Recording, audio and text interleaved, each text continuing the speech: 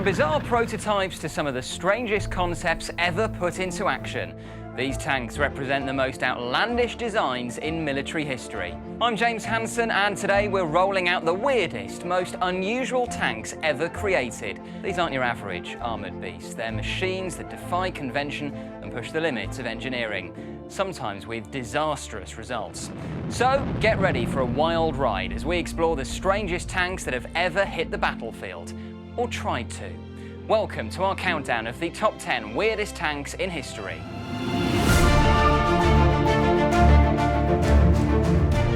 Alright, starting off our ranking at number 10 is the Sha Gustav, technically more of a railway gun than a tank. The Sha Gustav was a massive 1,350-ton artillery piece mounted on railway tracks. Though not a tank in the traditional sense, its immense size and strange deployment make it worthy of this list. Measuring nearly 47 metres in length, the Sha Gustav was capable of firing shells weighing up to 7 tonnes over distances of up to 47 kilometres. Originally conceived to breach the heavily fortified French Maginot Line, the gun was first deployed during the siege of Sevastopol in 1942, where it demonstrated its devastating capabilities. Its sheer size required extensive logistical support, including specially designed railway tracks for transport. The gun was operated by a crew of over 200 soldiers and could take hours to set up and fire. Despite its formidable power, the Sha Gustav had significant limitations. It was slow to move, vulnerable to air attacks, and consumed enormous amounts of ammunition. Only 2 prototypes were built, with the second one never seeing combat. As the war progressed, advancements in air power and more mobile artillery made such behemoths less practical. Ultimately, the Sha Gustav exemplified the extremes of wartime engineering and the shift in artillery warfare strategies during World War II. Next up, and known as the S-Tank, it's the Stridsvagn 103, which remains one of the strangest modern tanks. The Stridsvagn was a Swedish main battle tank that debuted in the 1960s. Unique in its design, the S-Tank featured a revolutionary concept of a fully fixed turret, which allowed for a lower profile and improved stealth on the battlefield. Instead of a rotating turret, the gun was mounted on a pivoting mechanism that enabled it to elevate and traverse while the tank remained stationary. The S-Tank was equipped with a powerful 105mm gun and boasted advanced features for its time, including a hydropneumatic suspension system that allowed for excellent manoeuvrability and the ability to lower its height even further. This made it particularly effective in defensive roles where it could hide behind cover while still engaging enemies. Armoured with composite materials, the Stridsvagn 103 offered good protection against conventional threats. Its design emphasised a combination of mobility, firepower and survivability, and the S-Tank served effectively in the Swedish Army for decades, with approximately 300 units produced. Its innovative design influenced tank development and highlighted Sweden's commitment to maintaining a strong independence defence posture during the Cold War. The Stridsvagn 103 remains an iconic example of unique military engineering. Moving on now, and at number 8, it's the Zar Tank. This gigantic tricycle-like tank had massive front wheels. They were over 27 feet tall, and a small rear wheel for balance. It was supposed to roll over obstacles, but the weight distribution made it impractical.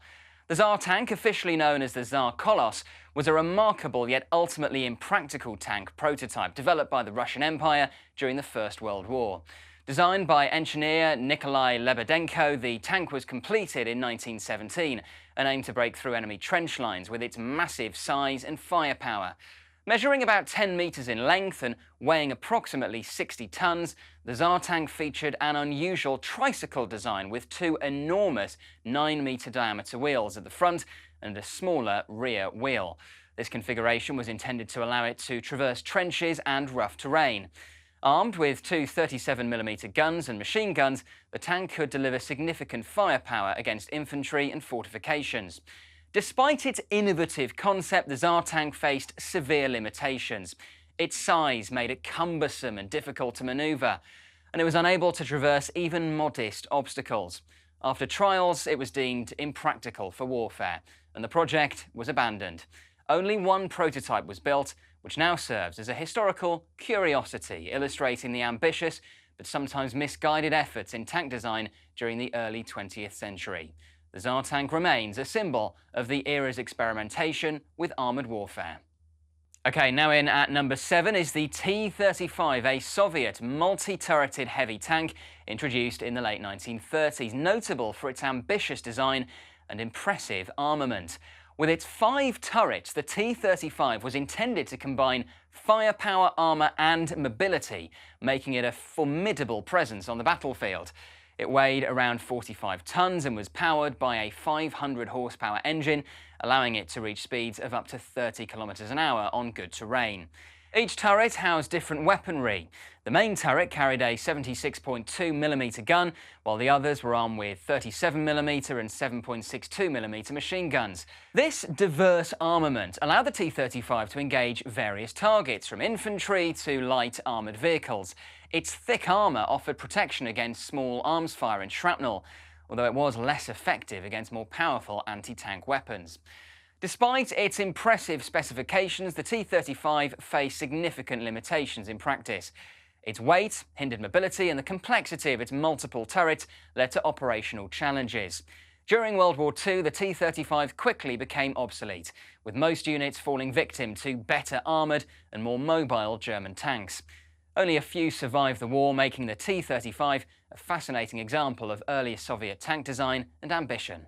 Next up, we have the Vickers-Carden-Loyd amphibious tank. This tiny two-man tank was designed to float on water. It had a boat-like shape and was intended for river crossings. Now, while amphibious tanks became more common, the early designs like this were odd and impractical. Developed in the 1920s, the Vickers-Carden-Loyd was an innovative British design aimed at enhancing mobility in varied terrains. This light tank was primarily designed for reconnaissance and support roles, combining features from both tank and boat. Weighing approximately 4.5 tons, the tank had a compact design, allowing for easy transport and deployment. It was equipped with a Hotchkiss machine gun for armament and featured a distinctive fully rotating turret. The vehicle's amphibious capability was enabled by a waterproof hull and a simple system of collapsible flotation devices, allowing it to traverse rivers and coastal areas.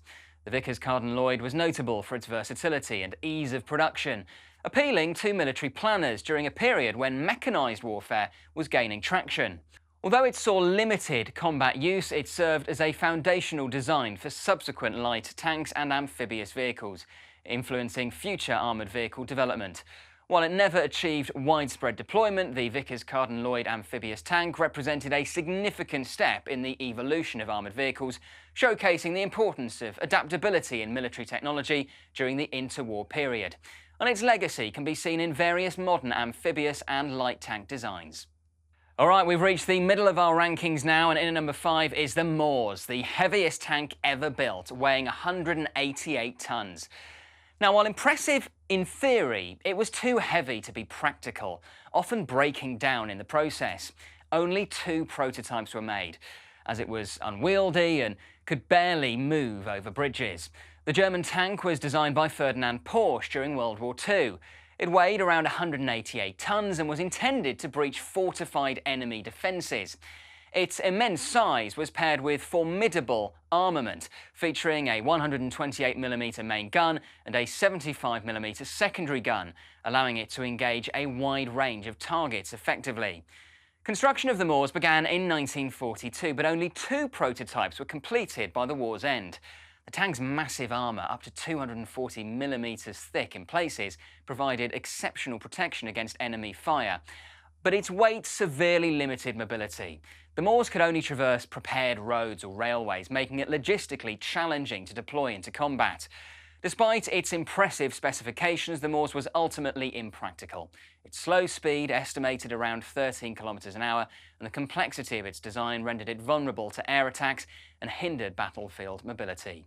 The tank symbolises the extreme ambitions of Nazi Germany's wartime engineering, showcasing both innovative technology and the challenges of oversized military vehicles. Although it never saw combat, the Morse remains a notable example of super heavy tank design and military overreach. Moving on now to the Land Cruiser P1000 Ratter, a proposed super heavy tank even larger than the Morse, weighing a whopping 1,000 tons. It was designed to carry naval guns and be a mobile fortress, but its sheer size meant it would have been vulnerable to air attacks and unable to navigate most terrain. Officially known as the Land Cruiser P1000 Ratter, this was a proposed super heavy tank designed by Nazi Germany during World War II. Conceived in 1942, it epitomised the extremes of military engineering, aimed at dominating the battlefield with its colossal size and firepower. The Ratter was intended to be equipped with two massive 280mm naval guns, providing unparalleled firepower against fortifications and enemy tanks. Additionally, it was to have an array of smaller weapons, including anti-aircraft guns and machine guns for versatile combat capability. The tank's armour was projected to be up to 300mm thick, making it virtually impervious to conventional anti-tank weaponry of the time. However, the Ratter's design faced insurmountable logistical challenges. Its weight would have made mobility nearly impossible, and it would have required extensive infrastructure to transport and deploy. The project was ultimately abandoned as the war progressed, reflecting the impracticality of such grandiose military designs. While the Ratter was never built, it remains a symbol of the ambitious yet ultimately misguided aims of Nazi armoured warfare. We're into the top three now with the BobSLE Tank, a unique creation from New Zealand during World War II, which is renowned for its unconventional design and improvisational spirit. Conceived in 1941, the tank was developed by BobSLE, a government engineer, in response to the urgent need for armoured vehicles in the Pacific Theatre. Constructed on the chassis of a bulldozer, the BobSLE tank featured a distinctive boxy appearance, with armour made from repurposed steel plates and scrap metal. It was armed with machine guns mounted on top, primarily intended for anti-infantry roles. The tank's design emphasised practicality over sophistication, allowing for rapid production and deployment in a time of need. Despite its innovative approach, the BobSLE tank was heavily criticised for its limitations. Weighing around 14 tonnes, it was slow and cumbersome, with inadequate protection against enemy fire. Its design was also prone to overheating and mechanical issues. Only a handful were produced, and they saw limited action, primarily used for training and demonstration purposes. While the BobSLE tank never achieved significant military success, it remains a testament to creativity and resourcefulness in wartime, embodying the spirit of New Zealand's efforts to adapt to the challenges of World War II. Next up, we have the flying tank A-40, also known as the Cardan, which was a unique Soviet design from World War II that combined elements of an armoured tank with those of an aircraft. Developed in the early 1940s, the A-40 was conceived as a means to deliver armoured support across difficult terrain, particularly river crossings. The design featured a T-60 tank chassis outfitted with large wings and a tail assembly, allowing it to take off and land like an aircraft.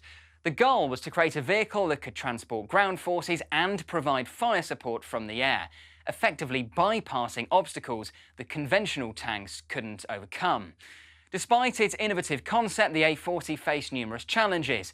The integration of tank and aircraft technology proved difficult, and the prototype's performance was limited.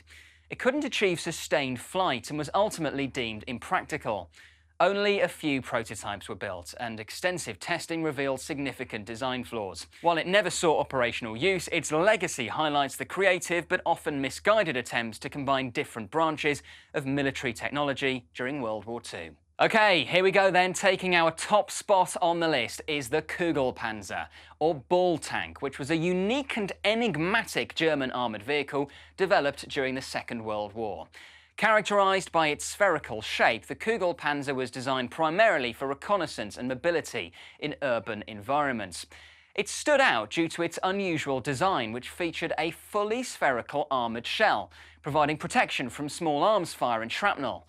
Developed in the late stages of the war, the Cougal Panza was powered by a small engine and was operated by a single crew member who sat inside the ball-shaped hull. The tank's armament typically consisted of a machine gun mounted into a hatch at the front. Its distinctive shape allowed it to roll and manoeuvre over obstacles, although it did have limitations in terms of speed and stability. Only a handful of prototypes were produced, and the Cougal Panza never saw widespread combat. Its unconventional design raised many questions about its effectiveness on the battlefield, with many critics considering it impractical. Today, the Cougal Panza is often viewed as a curiosity and a symbol of the ambitious yet sometimes misguided innovations pursued by the German military during the war. Its rarity and unique design continue to fascinate military historians and enthusiasts alike. So there we go, that wraps up our list of the top 10 weirdest tanks ever designed. As always, if you enjoyed this video, please make sure to hit that like button and subscribe to our channel, Times Radio History. And I'll see you next time. Goodbye.